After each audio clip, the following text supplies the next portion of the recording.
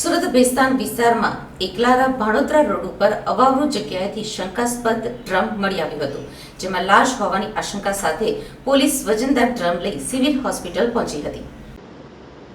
રાત્રે કટરથી સિમેન્ટ ભરેલું આ ડ્રમ કાપતા તેમાંથી યુવતીની ડેડ બોડી મળી આવતા ચકચાર મચી ગઈ હતી. ગળે ટૂંપો આપી હત્યા કર્યા બાદ લાશને પ્લાસ્ટિકના ડ્રમમાં કાપડના ડૂચા, રેતી, સિમેન્ટ સાથે ભરી દઈ ફેંકી દેવાયું હતું. હાલ તો આ મામલે ભેસ્તાન પોલીસ દ્વારા વધુ તપાસ હાથ ધરવામાં આવી છે. મળતી માહિતી પ્રમાણે ગતરોજ એકલારા ભાણોદરા રોડ ઉપર અવાવરૂ જગ્યા પરથી સિમેન્ટ ભરેલું શંકાસ્પદ ડ્રમ મળી આવ્યું હતું. ભેસ્તાન પોલીસ સિમેન્ટ ભરેલું ડ્રમ લઈને સિવિલ હોસ્પિટલ પહોંચી હતી.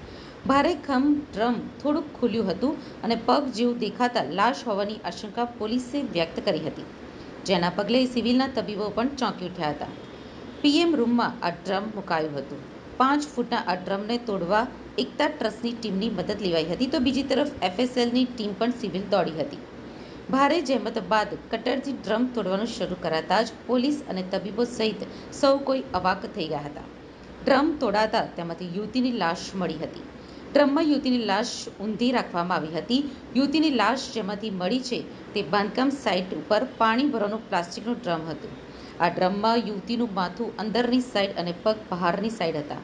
ડ્રમમાં લાશ ઉપરાંત કાપડના ડૂચા, રેતી અને સિમેન્ટ પણ ભરવામાં આવ્યા હતા.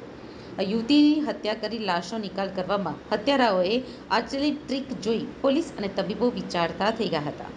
મોડી રાત્રે ઉચ્ચ પોલીસ અધિકારીઓ સિવિલ દોડી ગયા હતા. ભેસ્તાન પોલીસે હત્યાનો ગુનો નોંધવાની સાથે જ્યાંથી ડેડ બોડી મળી છે તે વિસ્તારના સીસીટીવી ફૂટેજ મેળવવા દોડધામ કરી છે.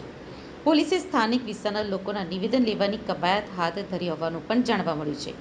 મૃતક યુવતીની ઉંમર 30 વર્ષની હોવાનું અનુમાન છે. યુવતીને ગળે ટૂંપો આપી હત્યા કરી હોવાનું પોલીસ અને તબીબોનું અનુમાન છે. 2-3 દિવસ પહેલા યુવતીની હત્યા કરી હોય તેવી શક્યતા છે. લાશ અત્યંત કોહવાઈ ગયેલી હાલતમાં છે અને માથા ઉપર વાળ પણ બચ્યા નથી. આજે સિવિલમાં લાશનું ફોરેન્સિક પોસ્ટમોર્ટમ કરાશે, જેમાં હત્યા કેવી રીતે થઈ, ક્યારે થઈ તે સ્પષ્ટ થશે. ભેસ્તાન પોલીસ સ્ટેશનમાં એક ક્રિમિનલ કેસ દાખલ થયેલો છે અનડિટેક્ટ મર્ડરનો.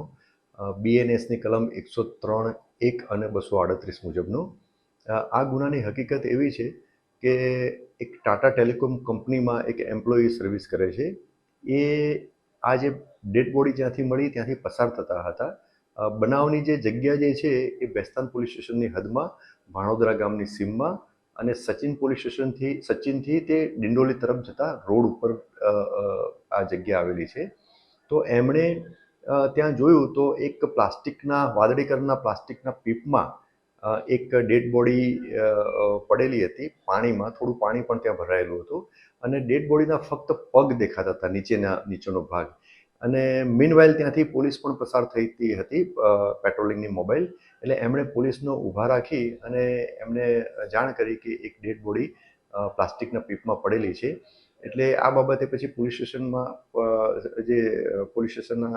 સ્થાનિક પોલીસ સ્ટેશનના અધિકારીઓ ત્યાં આવ્યા અને પ્રાથમિક તપાસ કરી અને એ જે ડેડ બોડી સહિત પ્લાસ્ટિકનું જે પીપ જે છે વાદળી કલરનું એને બહાર કાઢ્યું.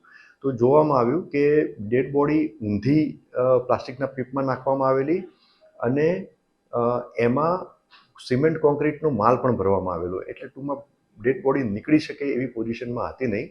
એટલે એમને એમ હાલતમાં પ્લાસ્ટિકના પીપ સહિત ડેડ બોડી નવી સિવિલ હોસ્પિટલમાં લઈ જવામાં આવી. ત્યાંથી ઇલેક્ટ્રિક કટરથી નવી સિવિલ હોસ્પિટલમાં ડેડ બોડીને અલગ કરવામાં આવી. ડેડ બોડી જોઈ તો એક મહિલાની લાશ હતી, એટલે મહિલા હતી, ડેડ બોડી જે મહિલાની હતી. અને એણે શરીરે એક જાંબલી કલરનું ટોપ અને બ્લેક કલરની લેગીસ પહેરેલી છે. લગભગ 1-2 દિવસ જૂની લાશ પ્રાઇમા ફેસી કહી શકાય એવું છે. હાલમાં ફોરેન્સિક પીએમ ની કાર્યવાહી નવી સિવિલ હોસ્પિટલમાં ચાલુ છે અને હાલ દિન સુધીની તપાસમાં હજુ સુધી વણ ઓળખાયેલી જ છે ડેડ બોડી અને મર્ડરનો ગુનો પણ અનડિટેક્ટ છે.